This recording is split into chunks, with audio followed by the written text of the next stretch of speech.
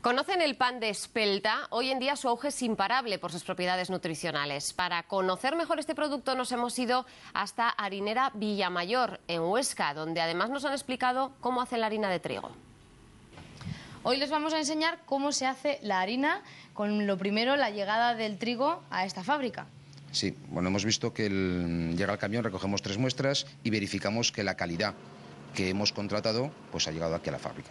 Una vez que la calidad la tenemos ya verificada, descargamos el camión, realizamos mezclas de otros trigos en las celdas, la cual de ahí obtendremos una calidad de harina que nosotros pensamos que es la mejor. Estos trigos lo que hacemos es limpiarlos, humidificarlos y molerlos. En la zona de los molinos tenemos unos molinos que son de trituración y otros que son de compresión, las cuales tienen unas maquinillas auxiliares que son los cernedores que separan la parte gruesa de la parte fina y de la parte más fina todavía, que es la harina. El último paso, ser empaquetada para llegar a su destino final. Ya sabemos cómo se hace la harina de trigo, pero es que además en esta fábrica tienen una panadería piloto, a la cual está aquí al frente José Luis, y nos vas a enseñar a hacer un pan de espelta. Mira, la harina de espelta es la harina procedente del trigo de espelta. No es trigo, sino que es un cereal del cual desciende el trigo actual. Es un cereal que no ha sufrido variaciones genéticas a lo largo del tiempo, con lo cual presenta una serie de beneficios para el cuerpo. Es más tolerante frente a las alergias del trigo, por lo cual hay personas que presentan intolerancia al trigo, pues lo pueden sustituir en una dieta por el trigo normal. Esto es una masa madre que vamos a añadir a la harina para realizar la masa. Esta masa madre está realizada a partir de harina de espelta y fermentada de forma natural a partir de una maceración de pasas y salvado de espelta. ¿Y qué consigue la masa madre? Bueno, la masa madre lo que le da al pan son unas características en cuanto a sabor y olor y textura especiales que dan un sabor característico y más bueno al pan.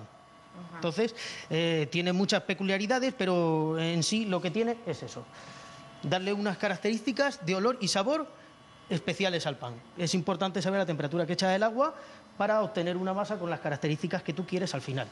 Entonces ahora lo que vamos a hacer es ponerla en marcha, añadir el agua y poner el cronómetro, porque vamos a estar amasando la masa durante 13 minutos, que es lo justo que le viene bien a esta harina con estas características junto con la masa madre que hemos añadido. Cuando la masa presenta un aspecto liso, se deja reposando en bloque durante 45 minutos. ¿Y esto que estás haciendo, José Luis, qué es? Pues mira, lo que estoy es boleando la masa para prepararla para el posterior formado de la barra del pan o de lo que quieras hacer. Y ahora que estás ya llevando un rato reposando aquí tranquilamente, con estas ya puedes hacer la forma que quieras. Pues lo que vamos a hacer es una barra. Se echa harina. La parte de abajo se espolvorea un poco de harina, se aplana. Esto es una barra artesana, se pueden hacer igualmente a máquina, pero aquí la estamos haciendo a mano. Y ahora se va estirando para darle la forma final. De allí a la cámara de fermentación otros 60 minutos, donde se mantiene a una temperatura de 29 grados centígrados. Después se espolvorea la harina, se corta el pan y al horno, donde estará durante 30 minutos a más de 200 grados. Bueno, el horno ha pitado, con lo cual quiere decir que este pan ya está hecho y el color realmente es bueno, sabrá mejor, ¿no? Sí, ha salido bastante bien. Ahora lo que hay que esperar es que se enfríe y ya se puede consumir.